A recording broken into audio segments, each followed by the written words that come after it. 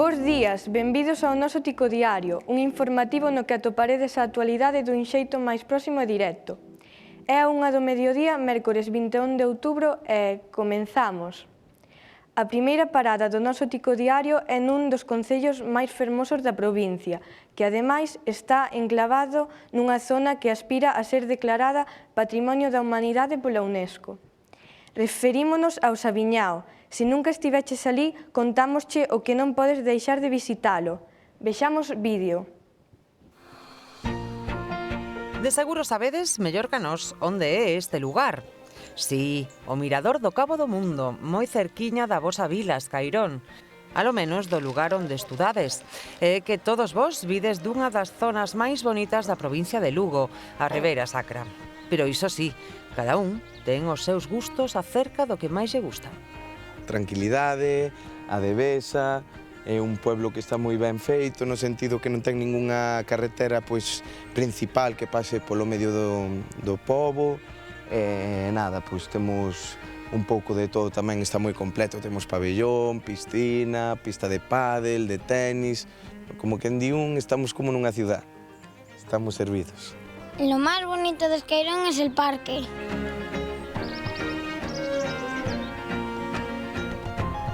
A devesa e a iglesia.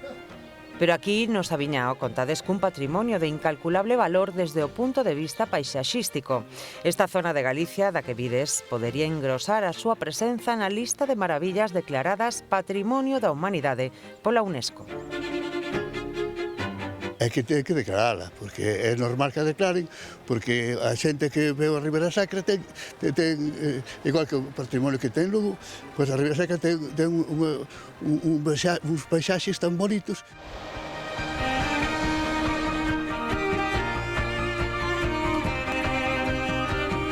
Ribeira Sacra fuera Patrimonio de la Humanidad, pues sería muy bueno para el pueblo porque estaría mucho más en boca de todo el mundo.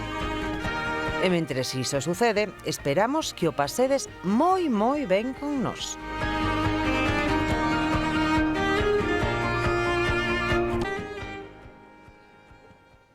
Deixamos a terriña e seguimos con máis noticias da actualidade.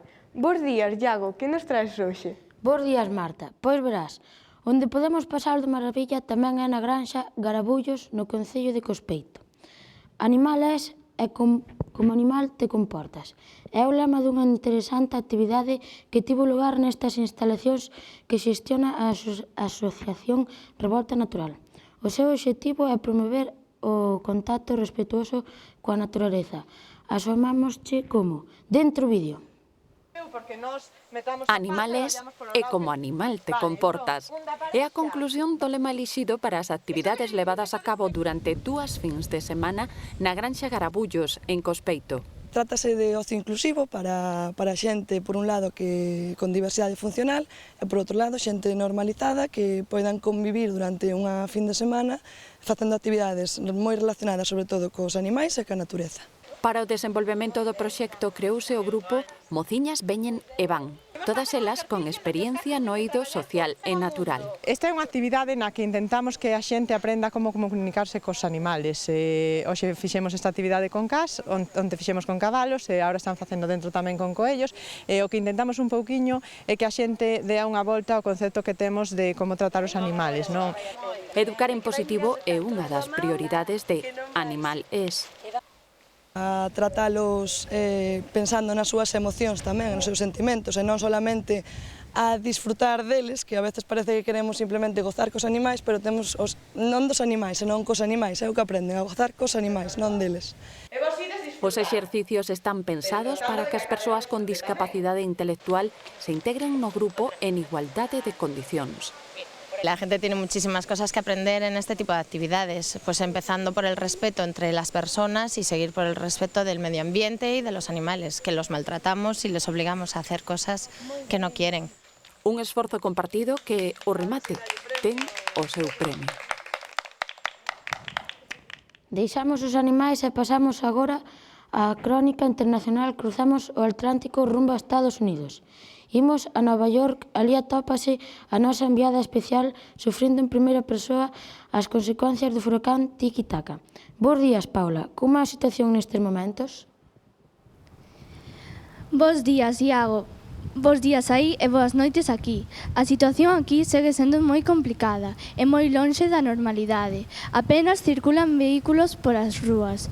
Ademais, todos os establecementos están pechados e ningún neno foi ao colexio dende que o furacán alcanzou a costa americana.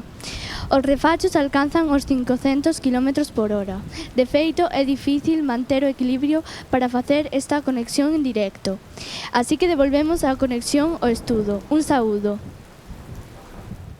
Vai a sorte que teñen en Nova York que non teñen que ir á escola. De volta ao noso país. É o momento da nosa especial Tico Enquisa.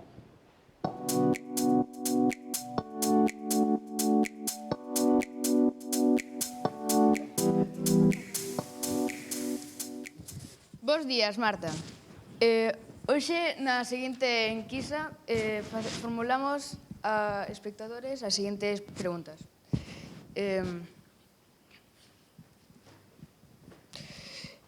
Señor, que foi antes, o ovo ou a pita? E por qué? A pita. Por qué? Porque Dios creou os animales antes. Vale. Señor, que foi antes, o ovo ou a pita? E por qué? A pita. Por qué? Porque os animales crearon antes. Vale. Señora, que foi antes, o ovo ou a pita? A pita. Porque os animais creáronse antes. Vale. O último vai ser... ou a última... Vale. Señora, que foi antes, o ovo ou a pita? E por qué? A pita, porque os animais creáronse antes. Vale. Bueno, Marta, pois aquí tes as respostas destes amables contribuyentes. Un saúdo e xa... nada máis.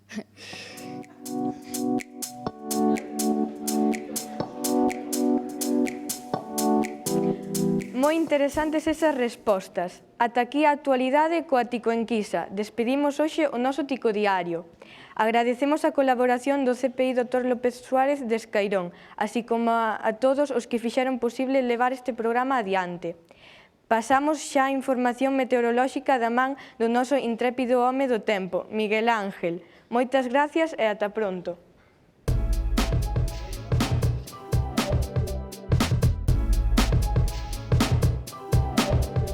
Moi bons días. A continuación vamos a falar do tempo. Agárdanse fortes choivas para toda Europa e para toda a zona norte e sur de Europa, como vemos no Meteosat. En canto a Galicia tamén se agardan fortes choivas, tanto en Coruña como en Lugo, excepto en Escairón e na parte sur de Currelos, donde habrá un microclima que non sei que situación xeográfica é, pero sempre hai un microclima primaveral. Como poden ver, na parte de Escairón, as grandes temperaturas alcanzaránse os 40 grados e na parte sur de Currelos tamén. Na parte norte queda un pouco máis allada. Non sabemos cales son as razóns, pero sempre en Escairón hai un forte clima, hai sempre altas temperaturas, non sabemos se é o viño, ou a pataca ou o comedor, pero sempre hai unha gran temperatura. Sin máis, despedimos isto e agardamos que disfruten da xornada de hoxe.